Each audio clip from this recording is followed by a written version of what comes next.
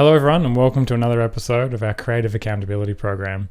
In this episode, we'll be focusing on how to get started and turning your ideas into something real.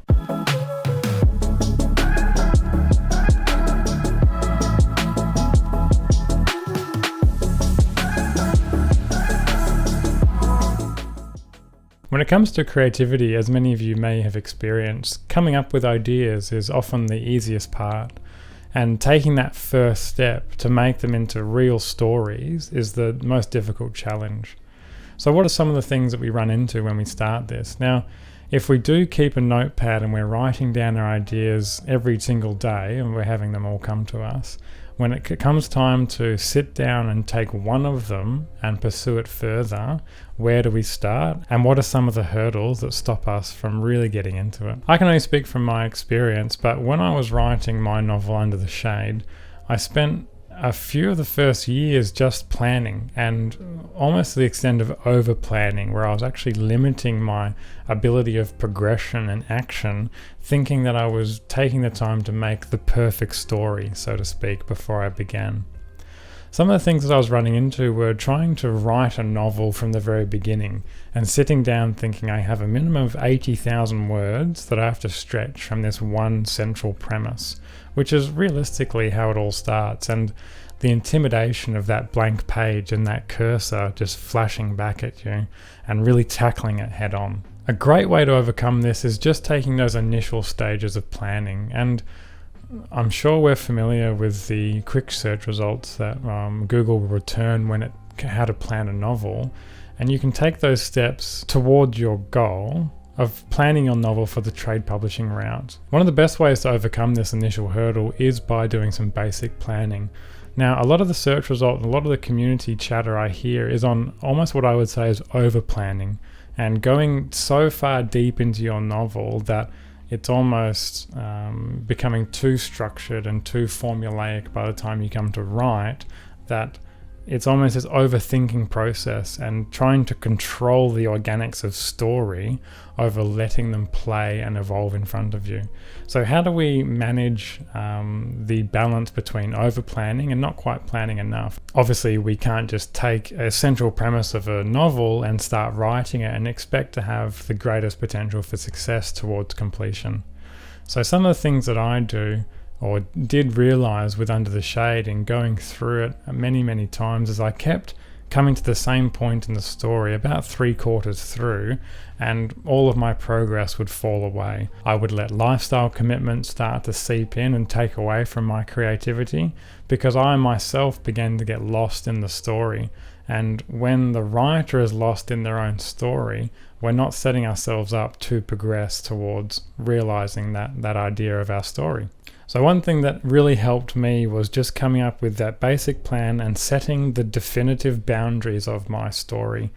It's very easy to start an idea. One of the most difficult things in creativity, and almost one of the most essential things, is setting a very clear point of where it ends.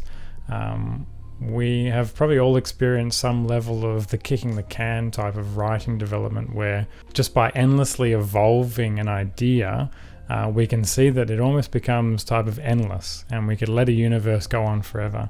I really think that setting an end point for your plan helps us to see a singular package of our novel. And once we can see that whole package and that end goal, I feel it was very easy for me to then take each piece along that goal and address it with my entire energy, as opposed to thinking about the whole breadth of a novel every time I sat down to write a page. And this is what I came up with. I'll overlay this in the video as well, but this is my base plan that I was able to do for Under the Shade that just let me get over that 75% hump where I kept looping, and I'd start again thinking that my voice was off, or the tone that I'd used to narrate was wrong, or the dialogue perhaps wasn't quite developed enough. And all of those, while are necessary further down in the process, were not called for at that time. And what I was actually lacking was a clear vision and structure for my story. And so that's really where we get to the balance of a basic plan and more advanced planning. And planning is a process that happens throughout your creative writing. We don't just make a plan, we don't just make our character sheets and our settings and our interactions and then paste them together. With creativity, and especially narrative, there is an element of letting the story educate you and show you things that you perhaps didn't have in your mind or as your intent when you were writing them. And particularly true for poetry, and any poets joining us will know this process, where often starting with a singular couplet, letting that play within you and exploring that within yourself leads to that creative development. So the planning process and how we get started, I believe, is just by setting a definitive, boom, this is my story. So at least then you know the basic scaffold for what you have to move your characters and your settings and your interactions through. So from this A4 page, I was able to set milestones along the way of the story that I felt were major progressions of the story and were only there to progress the story. There was otherwise no fluff in this plan. And these major milestones, I called them lily pads, and each lily pad I took from the singular A4 plan and I wrote dot points about what were the major themes or interactions in that chapter that caused the progression and really drummed home that message that I was trying to communicate across the whole story. So you can imagine now I have 25 lily pads. Each one has its own singular sheet with dot points and a basic plan for that lily pad. So you can imagine now I have those 25 pages, each in 25 manila folders, and they're all stacked up on the table. Then it was a matter of I took the manila folder with that sheet and started elaborating and developing that singular sheet and thinking about the specific things that were happening in that chapter to, again, drum home that theme and how I was using the characters and the plot and their interactions to really create that narrative environment for communication. And again, we see an ability to really break down the massive task of a novel. And it became a lot easier for me to address the singular sheet and elaborate just by dedicating my whole focus on the singular chapter and things that were happening in that interaction and the major points that I need to include in that chapter so that the entire narrative was connected, had flow-on continuity, and was communicating well for the readers, because that's really what it's all about. You can oftentimes, when I was first starting out, I would get carried away in the rawness of my own writing and thinking that because I was aware of the emotions I was trying to communicate or the themes I was trying to touch on, that elaboration was more for later. And really it's about simplification and making sure that your key theme is communicated in a conversational way. And you may have a fantastic vocabulary, but in communication, a widest audience possible is really what we're after. And you want to make sure that your story is reaching as many people as possible.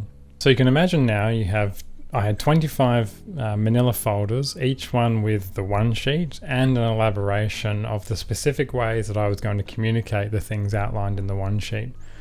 Now I was ready to start writing, in my opinion. I'd already started the writing process though, and that's really where a realization for me at this point, after having all of my manila folders fleshed out with all of my kind of prompts for the narrative that I was about to start, was not the way that I had set out from the start. I was trying to write the novel from the very beginning, which now I realize is not the best way for me to go about it. You might be different. You might love to have an idea, sit down in your writer's den for 3 months straight, not seeing anyone, and produce a really comprehensive, great novel. But this, for me, was a really great practice to how to get started, and taking this in a phase way, and taking the creative process from start to finish with a particular lens, and then again from start to finish with another lens with different focus, really brought out different strengths. And like I was saying earlier, it just really made it more digestible for me to move through such a large process. Really, you're trying to communicate ideas, which isn't an easy task in any setting.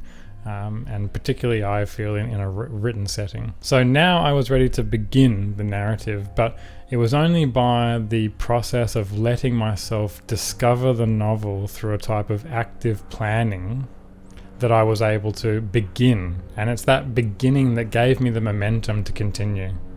Because when I had all the manila folders ready and my plan was set, you can see that it's a very advanced plan by that stage, but it starts with the basics. I didn't set out to start the advanced plan.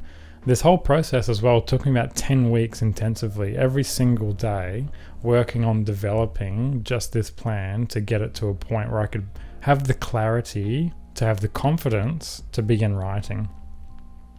So again, at the second part, once we actually do get started, and I said this in the introduction video, the key is consistency.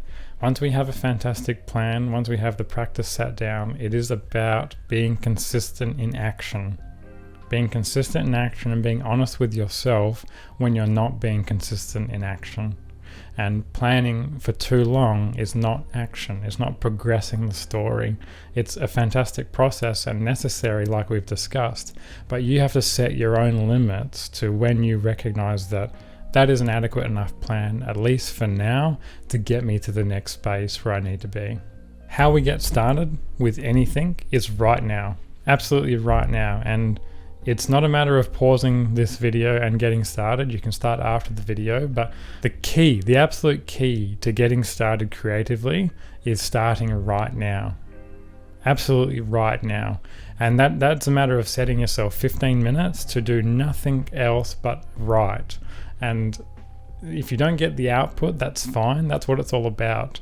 Remember in the first video, remember in the introduction I was mentioning my process of getting back into the gym, which is a process I also feel perpetually stuck in. And at that initial period, I let myself, if I feel it, arrive at the gym, check in, and simply go home. Now, 90% of the time, I progress with the workout. I'm already there. My thought process is I may as well do at least 20 minutes on the treadmill, which after weeks of practicing that leads to my full workout sessions. It's the same thing with creativity. And starting right now, and if you're that dedicated, pause this video right now, take your idea and spend 15 minutes just developing it. Just 15 minutes. You don't have to have a direct idea of where that 15 minutes will take you, but I guarantee by spending 15 minutes, you might get 5 minutes actually on it, you will have that sense of I am progressing. I have taken the first step to move towards making my idea real. Or you can try it after the video, that's okay as well. But the point is you have to start immediately. It's no good taking in this information and thinking, I'm going to start that next week. That'll be great.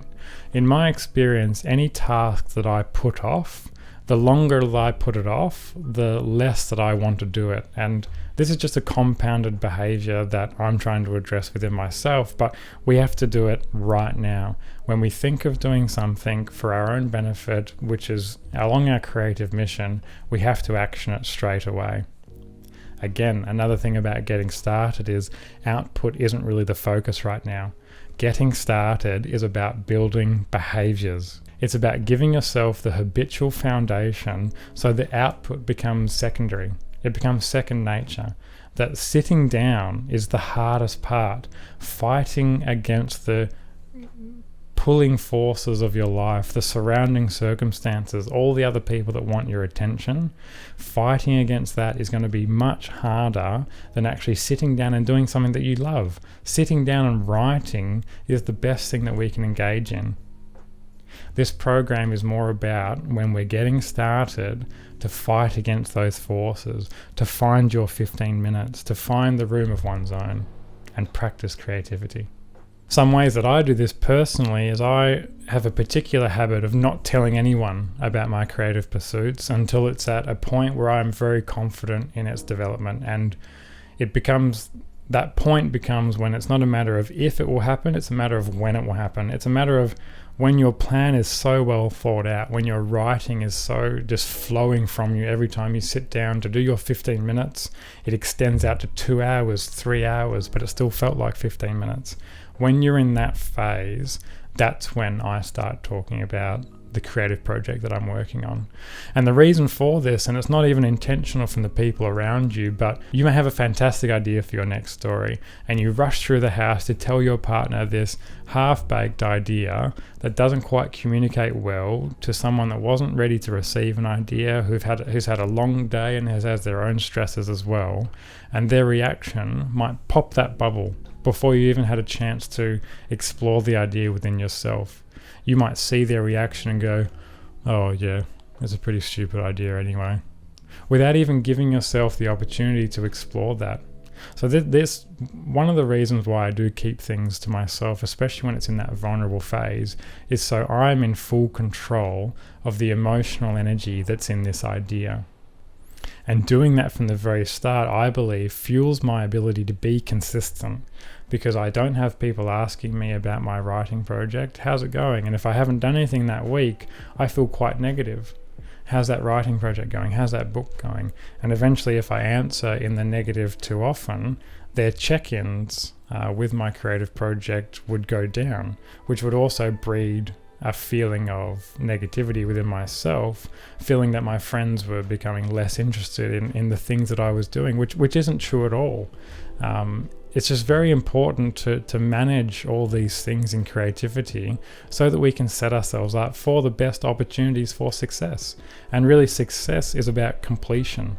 Success with Hive Mind is making sure that you arrive at your creative goals, which realistically is finishing your work and turning an idea, something that came to you through inspiration, into a tangible story, narrative, poem, communication of that idea. So when we're talking about how to get started, the key is right now. With creativity, with anything that you're trying to develop as a habit, the key is right now. Not New Year's, not Monday, not tomorrow. It is absolutely right now. And you have to set those boundaries. That's something we've been talking about, is setting those boundaries of, I will do a minimum of 15 minutes for this session. Setting your boundaries of, this is my story. This is where it ends. At this point, I will have said everything that I intended to say. Setting your boundaries and then setting yourself accountable to meet those boundaries is that the best laid plan in the world will never become a novel without the motivated action agent behind it to write it.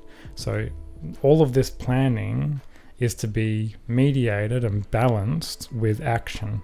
And by applying this plan, I believe, by breaking down my novel into these more digestible chunks, is a really great way for others to progress through their work as well.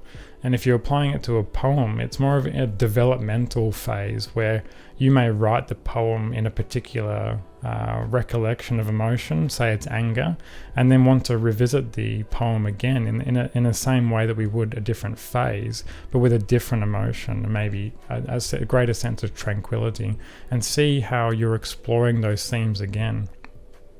But not really in a sense of, I am setting out to write the perfect novel from the very beginning. I am setting out to write the blockbuster poem that's going to make my career from the very beginning, and more accepting that this process of creativity, in starting, you begin a reciprocal and a cyclical process of planning and action, and the giving and taking, and watching your creative project really develop beyond what you could have planned initially. Beyond what you could have set out is your initial expectation for that work. I'm extremely confident by starting and letting the organics of creativity take your story, you will arrive your narrative at a much greater place. Once we get started, I describe it like packing up a snowball and rolling it down the hill. At the very beginning, it's extremely difficult and it can feel laborious. Grabbing the snow, it's cold on your hands, you pack it together, perhaps it's not tight enough, you start to roll your first one, it goes nowhere. And this experience greatly reduces your motivation to want to pack a snowball again. But I encourage you right now to start that process and take the time and the diligence to make that snowball fantastic and really firm, so that when we're rolling it down the hill is my metaphor for creativity. We see eventually that we are actually trying to keep up with its own momentum, and it's gathering and it's drawing information from places we never even expected, and it actually becomes that we are chasing our own narrative, and that is really a fantastic feeling.